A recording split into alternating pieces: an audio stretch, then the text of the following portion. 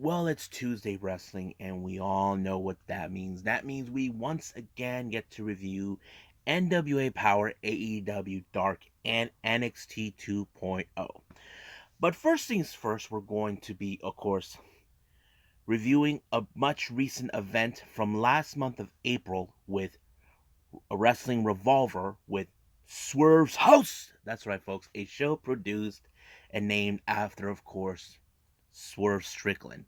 So we have that match taking place where he faces Athena, formerly known as Ember Moon.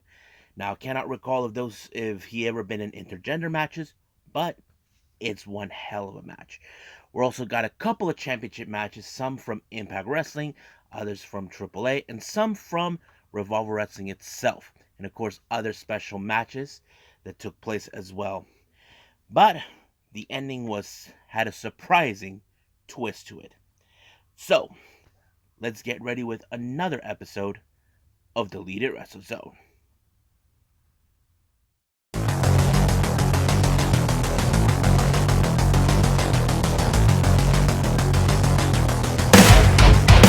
Are you ready? Get up, get up! Get up, get up! Get up, get up! Get up, get up! Get up, get up! Get up, get up!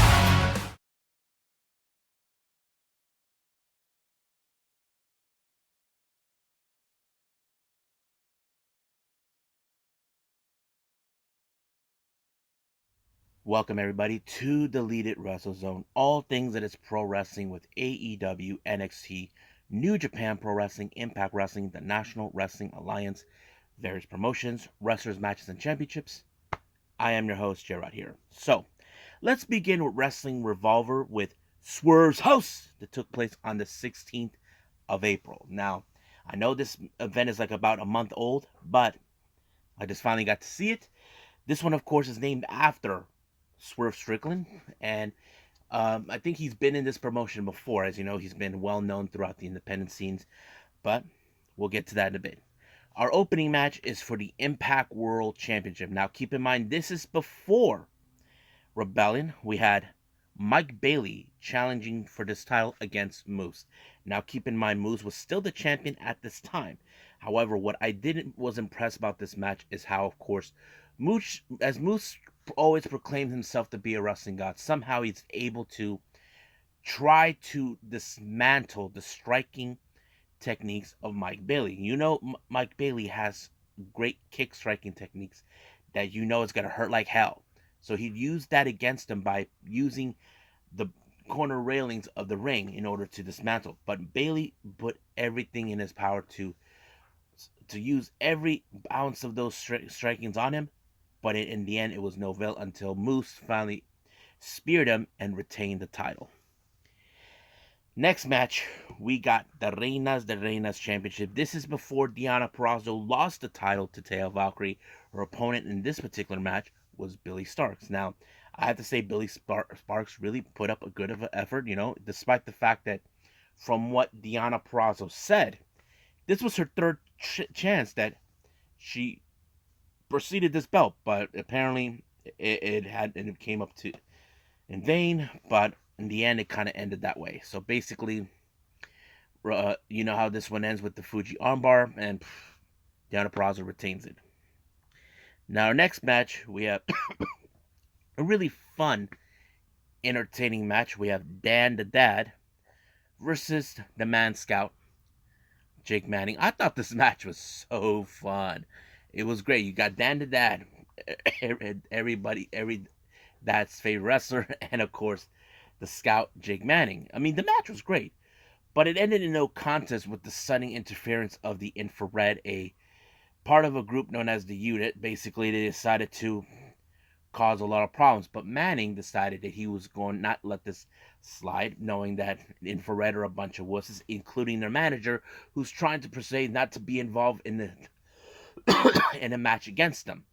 But fortunately, it did end up in a tag match. So Dan the Dad and Jake Manning teamed up to take on Infrared's what's her name, Logan James and Tyler Matrix.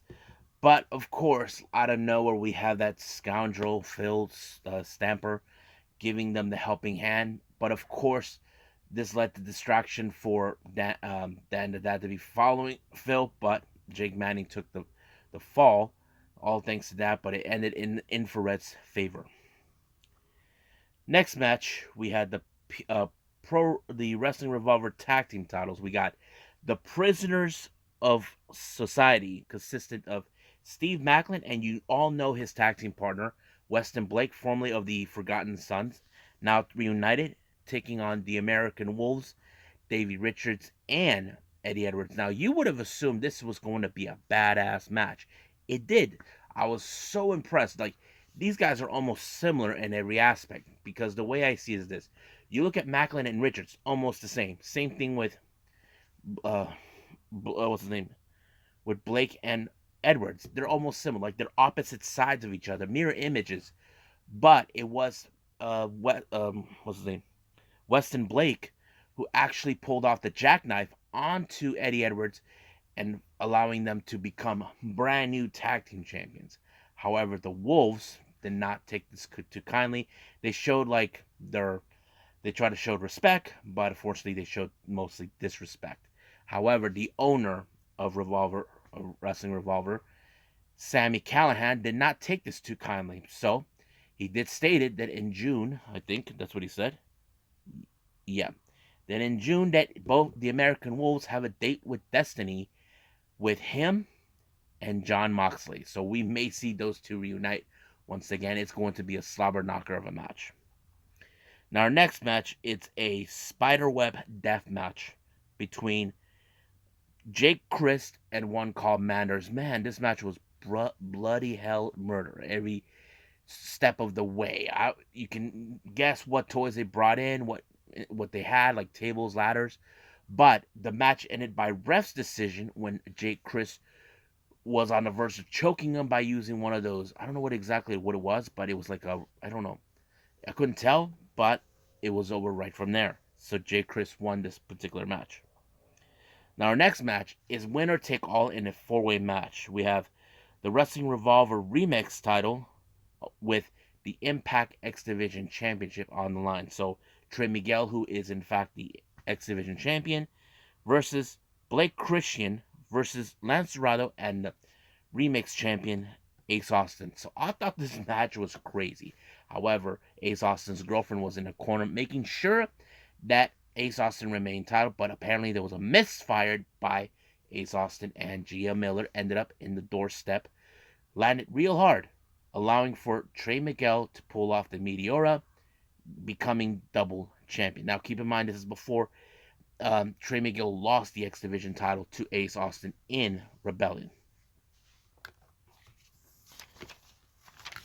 Now, the entire show was interrupted by some guy named Damian Chambers, who was upset with this whole nonsense, pulling out this damn crap about this and that.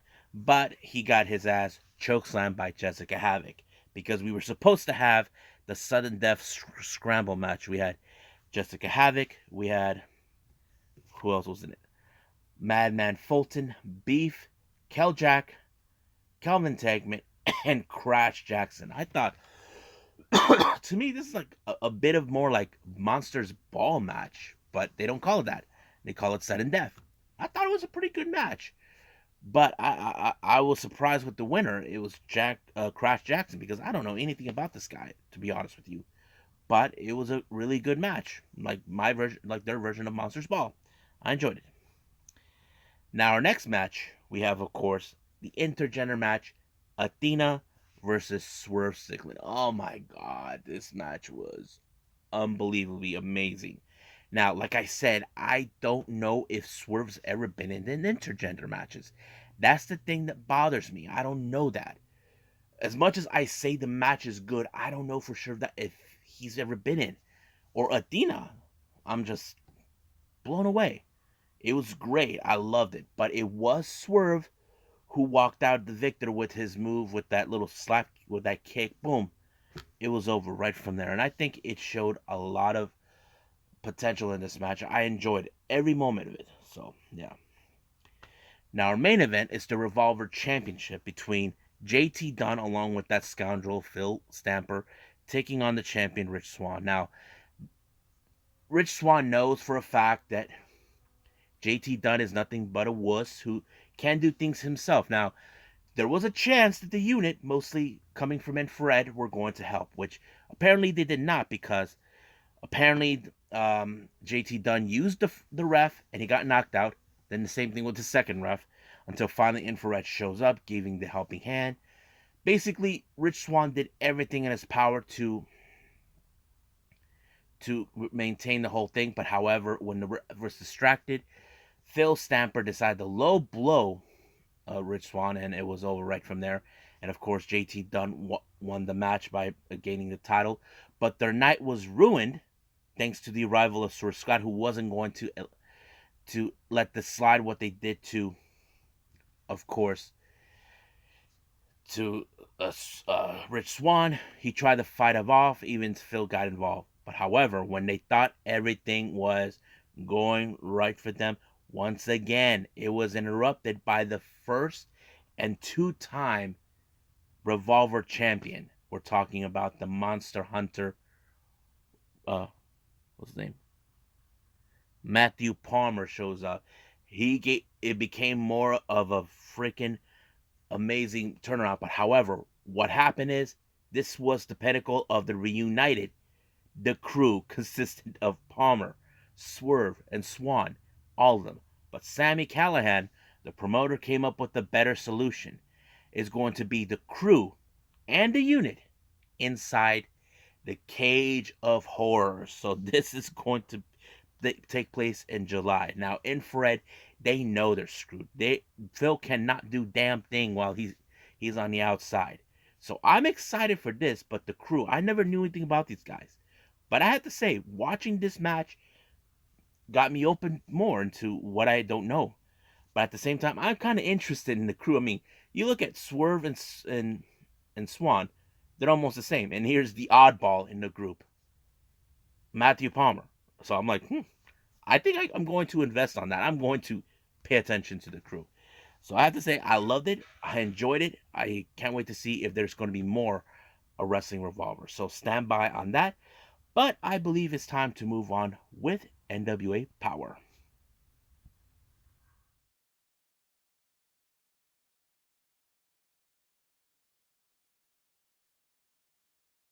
Okay, let's talk about NWA Powerrr.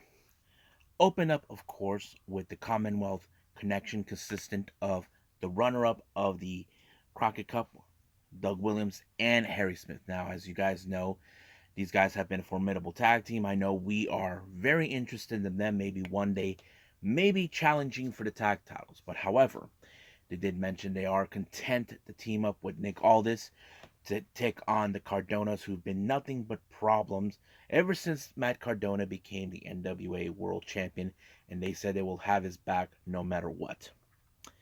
Now, our opening match is a non-title match. We have Paula Blaze taking on the NWA Women's Champion, Camille. Now, this was a very interesting matchup because, as you know, Paula has been on her own for a couple weeks. Since she and Genocide are no longer part of the tag team, they dump Taryn Terrell. They haven't had much success since they had with her. But this is a new attitude of Paula Blaze where she's gunning for that. But there was a moment where she kicked Tom Latimer in the groin. And of course, they may not like, but however, the more she tried to agitate, putting Camille in constant pain because she targeted her knee, found a way to get to her, but it just made her angry and angry until finally Camille was able to apply the spear to pick up a match. But if Paula Blaze was able to win the match, it wouldn't have been a possibility for her to get a future opportunity for the NWA Women's Championship. Now, as you know, since the OGK arrived, they've been on a hot streak, been in good matches. However, Matt Taven decided, even though he's a tag team guy, but there is one reason he wants to be at the NWA. He said he wants to challenge for the 10 pounds of gold one day. And the only way he's going to do that is by facing Judas, along with the Sinister Minister on that. I have to say, much of the match was going into Judas, but somehow Matt Taven was able to overcome the powerness of Judas. But however, when things were getting bad for Judas, out of nowhere, the miserable faithful shows up, consistent of Sal the Pal and Yax the Gimp, resulting into disqualification, giving Matt Taven the W. But however, he was all alone. Mike Bennett was nowhere to be found, or he's not there. But however, an unlikely appearance by damn boys, the Briscoes showed up, giving them the helping hand. Now, our next interview was conducted by Mae Valentine, where she, of course, talked to Tyrus. Now, the initial assumption that many people are saying is Tyrus now threatened by Mims due to the fact that he picked up the slam challenge. Now, Austin Aldo's been running his mouth saying that it was cheating, that he's going to protest on that. I highly doubt he's going to win, but of course Tyrus was not going to let this happen. He knows for a fact that there is a possibility he could lose, but is confident enough to believe that he will retain the title. But also, Matt Valentine added this on. She wanted to know what is the relationship between Austin Idol and Sign. Now, Tyrus refuses to talk about it, so basically there's still a lot of mystery in that part of the story. Now,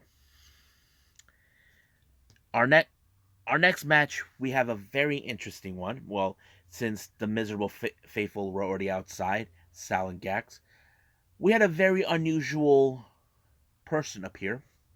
We have the Dirty Sexy Boys, JTG and Dirty Dango, being accompanied by Angelina Love. Now, the commentary section, if you guys have been following, Velvet Sky has a thing for Dirty Dango, but to her surprise, she had no clue what was going on. Like, she had no clue that Angelina Love is going to show up in NWA, but it's still unclear what is going on. So basically, it's like it's still unclear what is Angelina's motives to begin with. But I have to say, the match was pretty fun and interesting because the thing is, I don't know, there was a moment where Dirty Dango and Gax were like interacting, where Dirty Dango was dominating Gax. I don't know, it was kind of weird, but it was very funny and I enjoyed it. But in the process, it was Dirty Dango that picked up the victory on Gax, giving Dirty Sexy Boys the W. But however, once again, it's still unclear what Angelina Love is doing. Even when Dirty Dango was doing that little pose that he used to do in the past with Summer Rae, I don't know. It's still unclear, but I think they're going to throw in a story. I wouldn't be surprised if there's going to be like a love triangle going on in that storyline, but we'll see.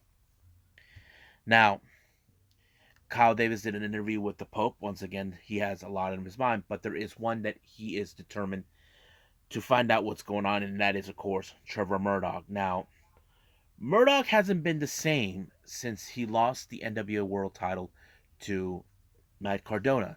As you know, he's been acting very differently. He's been behaving differently around other people, especially those close to him.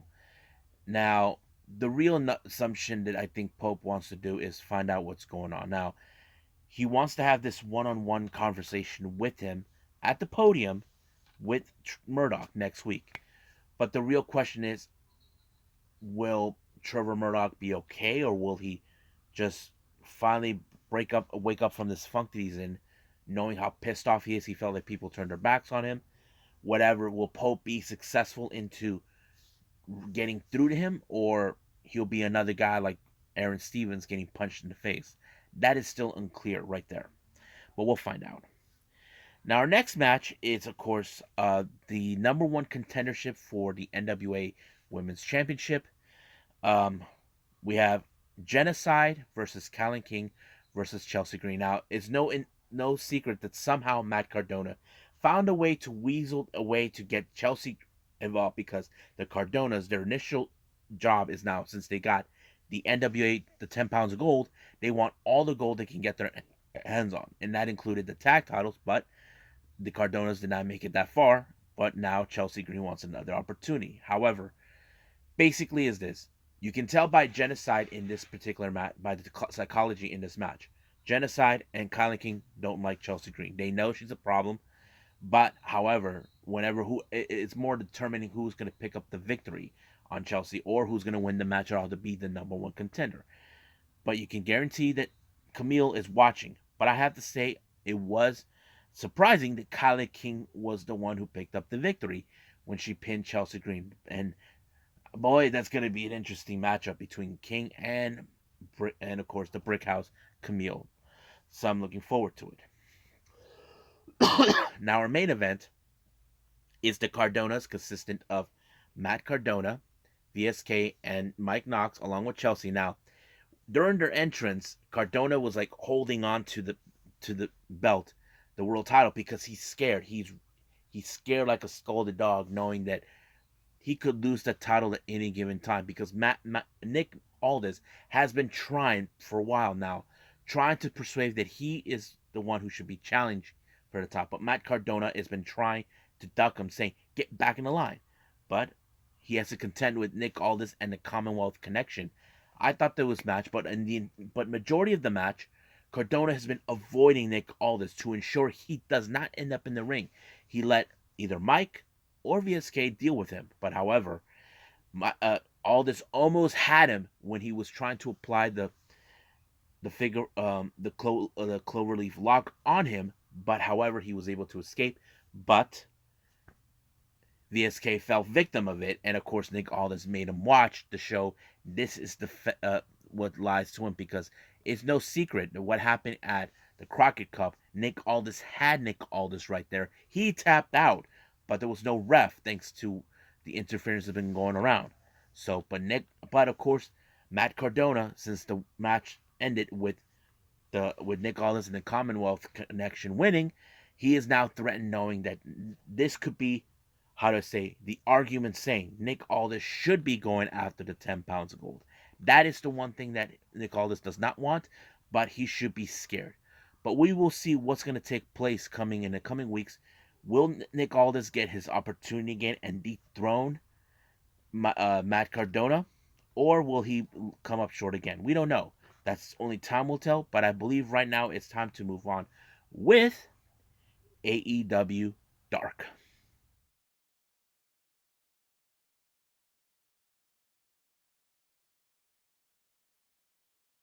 Okay, AEW Dark opened up with Jay Lethal along with Santam Singh and Sajay Dutt to take on Jake Something. Now, some of you may remember Jake Something is no longer with Impact Wrestling, so he's now a free agent. Now, don't get any bright ideas that you may see him in AEW. Now, you got to keep in mind when it comes to wrestlers, they'll give them jobs. Think of the Dark as tryouts. See if they can be valuable to them in the future for any of if they want to sign them. That's how the process worked. But in this particular match, it was more like Jay Lethal sending a direct message to Samoa Joe, because as you know, there's this feud between them. However, because of that, there was the interference coming from the outside that gave Lethal to pull off the lethal injection, winning the match. But in the post match, Jake Something got the beat down from all three individuals, got chokeslammed by Singh, and that's all she wrote, folks. Next up, we got Alex Reynolds taking on the Man Scout, Jake Manning. Now, I did talked about him being in the earlier review with Wrestling Revolver. I thought it was a real fun match, but it was like, okay, it was pretty interesting. However, the moment is when he catched the book by Reynolds and he started reading at the end. So, but it did give him the opportunity to win when he strikes onto Jake Manning and he was lying down like a dead duck. So, gave him the big W. However, in the post match, while Evil Uno and 10 were embracing the win by Reynolds, they were viciously attacked by the Brazilians, Tiger Ruas and Cesar Bononi. But we will see those two teams in the main event. So that's what took place. Now, our next match, we got the Gun Club, Austin and Colton, along with their dad, Billy, to take on Fly Def and Warren J. Consistent of Fly Def, consistent of Warren J and Zach Zilla. Now, I don't know much about these guys, but you know exactly how this ends with Colt, well, with the Gun Club. But how does it do it? It was Colton who picked up the victory, the Colt 45, onto Warren J. 1, 2, 3. Goodbye, Jay. Next up, we got Serpentico along with Luther to take on the Captain Sean Dean. Now, you know for a fact Luther will try to interfere in every aspect possible, but it came up to no avail to them on their part until Sean Dean applied the deal onto Serpentico to win the match. Now, our next one we have Lee Johnson and Anderson along with Arn take on the Brick City boys, consistent of Victor Chase and Julio Cruz.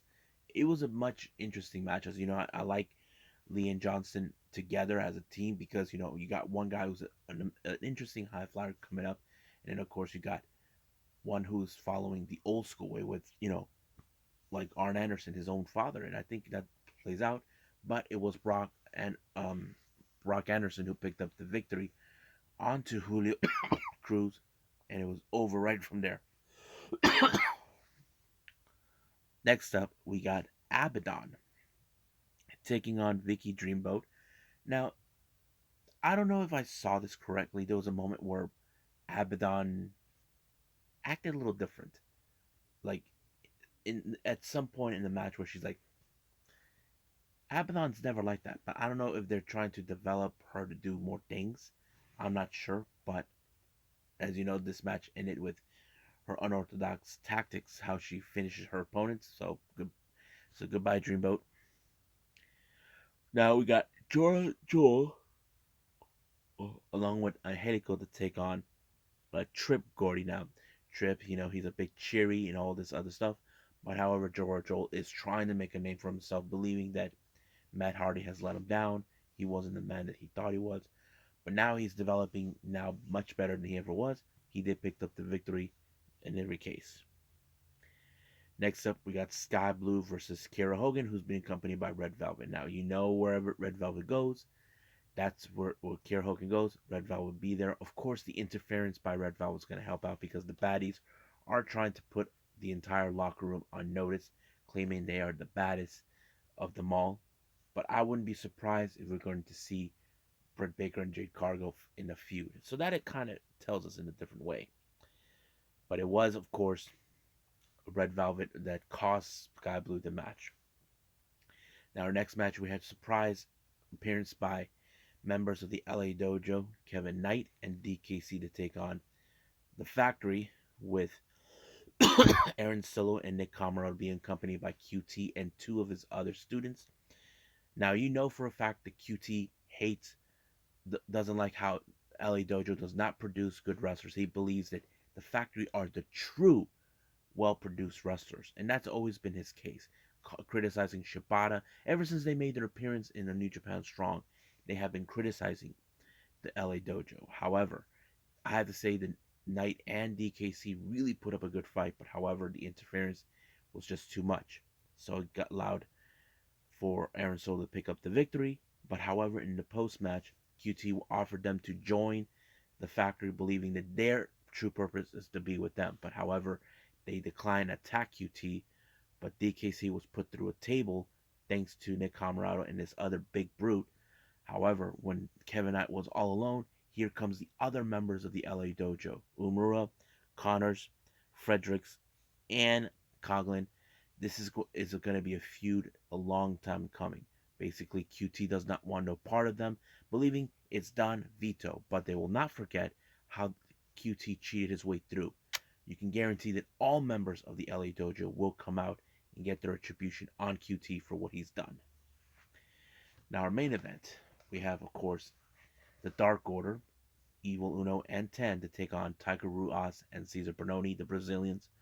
I have to say this was one of the most toughest challenges by the Dark Order. You look at Tiger Ruas, an MMA background of MMA and all this. You got Cesar Bononi, he's one of the biggest dudes ever. You know how this one will go.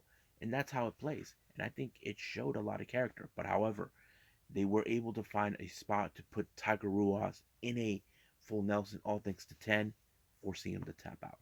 So I thought it was a pretty good match. I enjoyed that one. So But I did like the idea how the LA Dojo showed up to give out help hand. I wouldn't be surprised if they will show up more on AEW. That's the one thing we definitely can see. But I think right now we should end it right here and move on with our last review, NXT 2.0.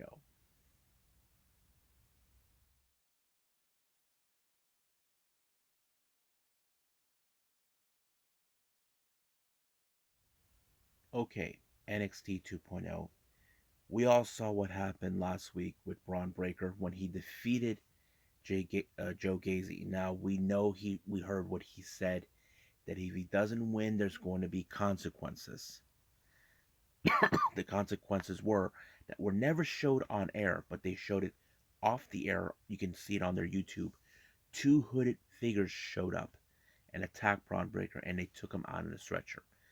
But the real question is, what happened then? It just showed later that very same day that it was not broadcast or YouTube put on YouTube. Joe Gacy took Braun Breaker at some remote location and leave him there. That kind of becomes like one of those scary moments where the story tells us, what is the sadistic nut job just done? Well, we don't know. Now our opening match is for the NXT Women's Tag Team titles. We got Toxic Attraction, Gigi Dolan and JC Jane along with Mandy to take on Wendy Chu and Roxanne Perez. I have to say the match was very good as an opener, but of course it was speculated like this is not going to be where Roxanne and Wendy are going to win. But however, Mandy Rose did get involved in making sure that this match ended in their favor. But however, when Mandy Rose got involved in the ring, but Wendy Chu went and attacked her. But it was Gigi Dolan that picked up the win. But they continued to beat down on Wendy to show her that she will never be like them. I mean, who said they want to be like them? That's the thing. But sooner or later, I will see that maybe one way or the other is going to be an uprising against Toxic Attraction by every last of the women's division. And trust me, because later on that day, Toxic Attraction decided to make fun of Indy Hartwell. And, I could see that maybe she could be the one who could dethrone her. We'll see what happens then.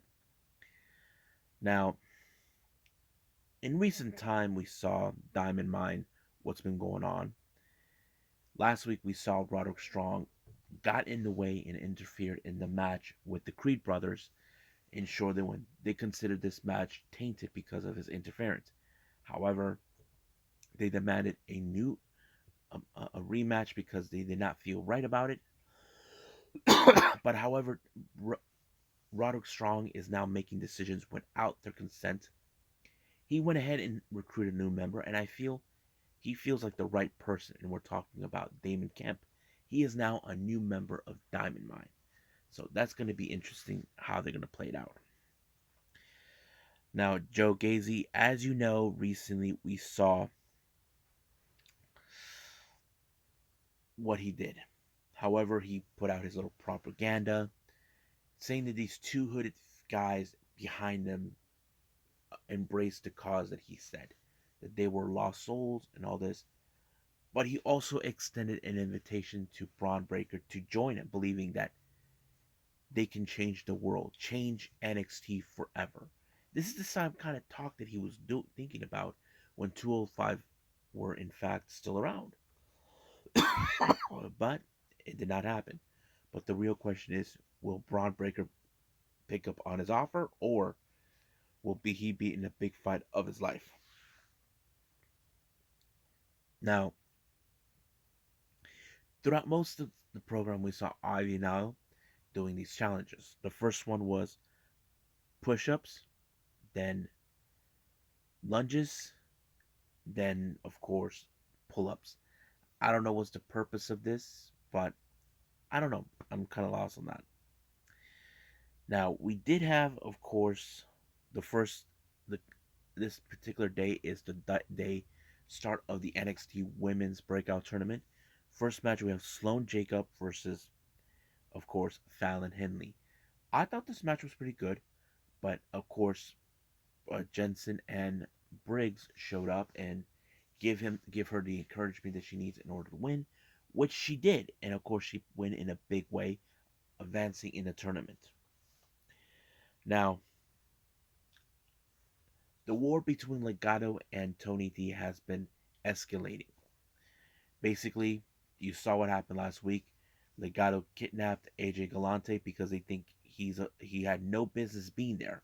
But Tony D wanted him to be there because he trusts him.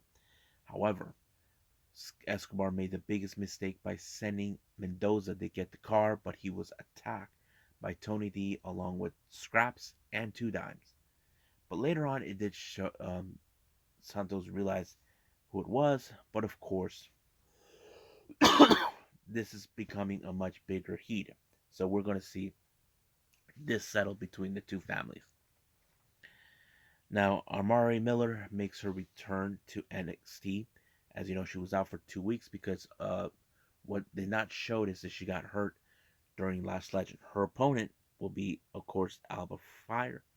Just reemerged herself now. She was known as Kaylee Ray. Like I said, I'm sick and tired of WWE changing names, but we'll see how that goes. But Alba Fire has the same kind of fire in every aspect. She did pull off a, a swanton onto Amari Miller to pick up W. Now, Carmelo Hayes and Trick Williams showed up.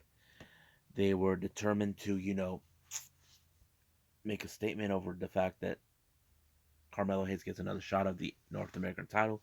We're locked out by Solo Sikoa, but Solo Sikoa come out saying that he wants whoever comes out between Carmelo Hayes and Cameron Grimes, he wants a shot.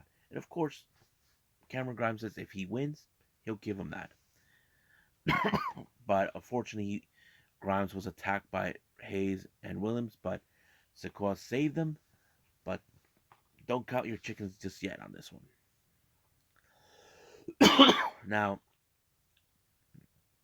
as you know, recent times we have seen Grayson Waller's been obnoxious, but now he aligns himself with Tiffany Stratton. Nathan Frazier comes out, talks about he is rooting for Chase Owens, but before that, it was supposed to be Chase Owens and Grayson Waller. Saray comes out suggesting that they turn this into a mixed tag match that was translated by Bodie Hayward, who he was not clear that it was a foreign department, but it did. The match was switched to that. So it was a pretty good opener. But however, the best moment of that match, Saray comes out, with her schoolgirl look, walk this pathway, and she transformed into the Warrior Sun. Hayward and Chase were there, and Andre Chase's sweater turned blue while Bodie Hayward turned into like one of those Japanese girls. And the best moment I liked is when Wade Barrett's like, "Who is that?" "That's Saray." "No, not that. That." "Oh, that's Bodie Hayward, you idiot." I have to say that's the best moment of the commentary section that I enjoyed from that. But the match itself was pretty good. I have to say it showed okay. They had enough of Waller and Stratton. However, Waller got the boot and a kisser by Saray, all thanks to the help of Andre Chase, and it worked. But however, it was Bodie Hayward's timely help that with the blowhorn to give Saray time to pick up and win the match. When she rolled her up in 1, 2, 3, it was over right from there.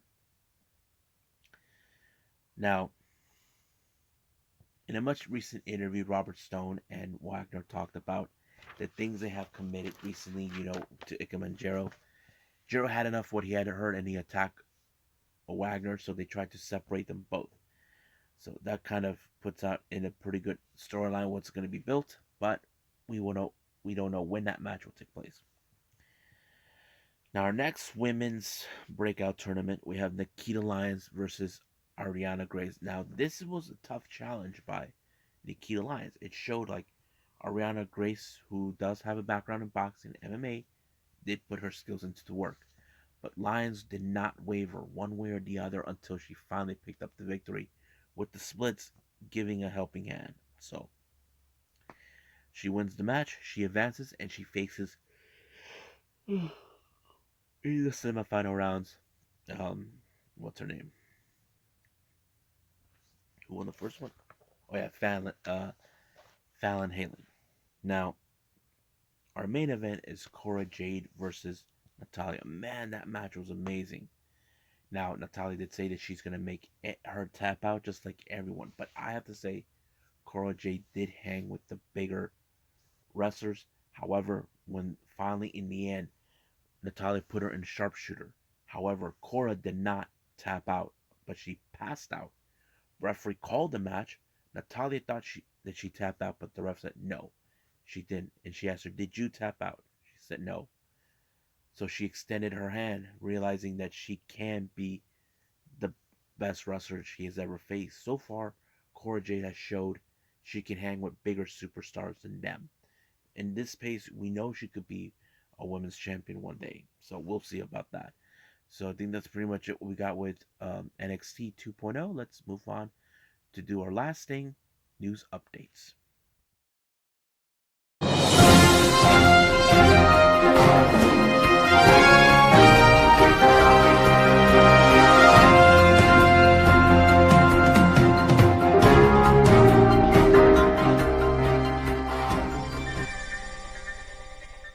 Okay, for our news updates, I found something that's very interesting. Now, oftentimes I've spoken about Thunder Rosa, how she is a true leader for the women in wrestling in certain aspects. Now, why is that I talk about? Now, if you recall what happened in the Speaking Out movement, she talked about when Mission Pro was used to be a co-ed promotion.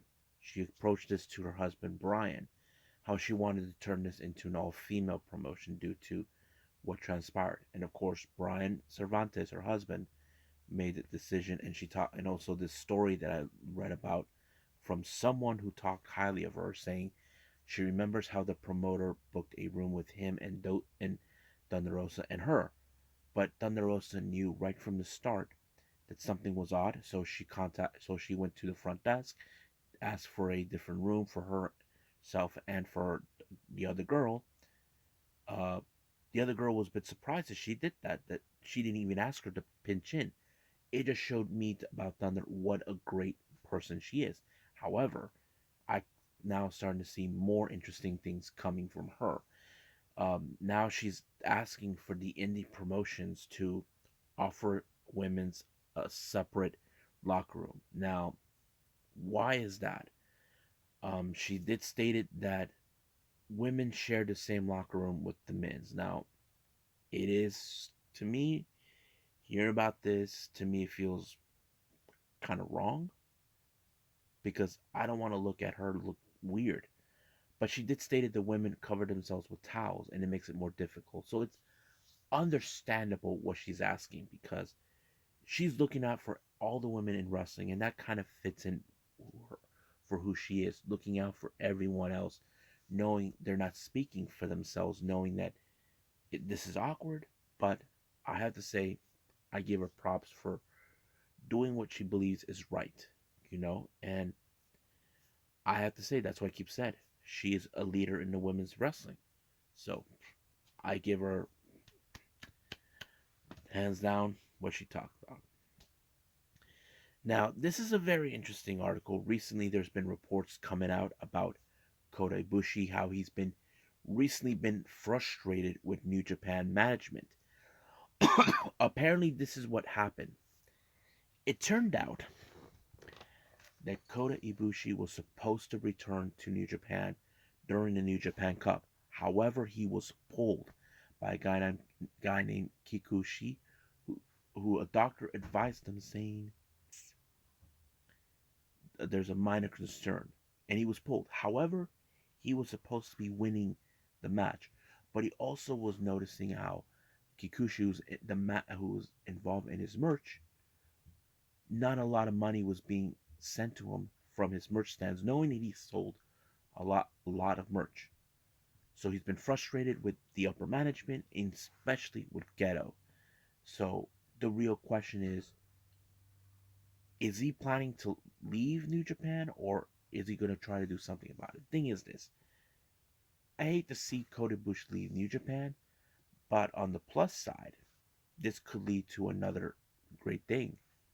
He could reunite with Kenny Omega to the States. I mean, that's something that is not off the table.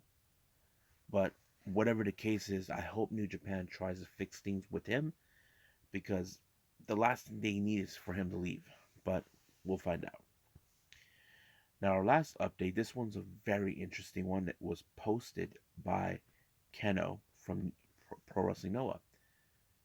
Kenoh explained, as you all remember, he announced that he's participating in the match in the Hana Kimura Memorial Show. He recently stated that he's not doing this for him. He's doing this to prevent what happened to Hana Kimura. He's going to help her mother to prevent what took place, what happened to her daughter. Now, some of you who may know, Kenoh is not much of a talker. He keeps much things to himself in real life. One time I remember, Kenoh last year contracted coronavirus. He was unable to appear in certain events with Noah. But one day he came out of nowhere, talked about how arrogant he was, that he was not being careful.